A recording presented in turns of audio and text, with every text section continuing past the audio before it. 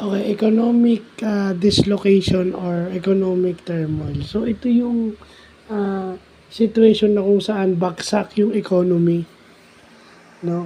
Ah, baksak yung market, ah, yung mga tao nawawalan ng trabaho, no? Nawawalan sila ng pera, nawawalan sila ng kabuhayan. So yun yung economic dislocation or economic turmoil. Pero kaya ako na-vlog to kasi hindi lang to pang economy, it applies also to individuals.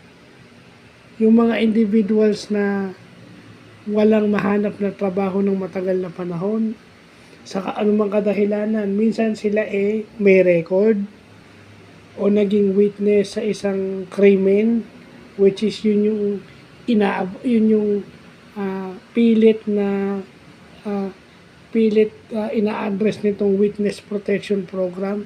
Yung mga witnesses sa crime is pine-prevent nila from experiencing economic dislocation kasi mawawalan sila ng kabuhayan. Then ina-assume ng mga tao na sila ay involved o nakakita sila ng kriminal o ng isang krimen, nakita nila yung kriminal, baka yung establishment madamay.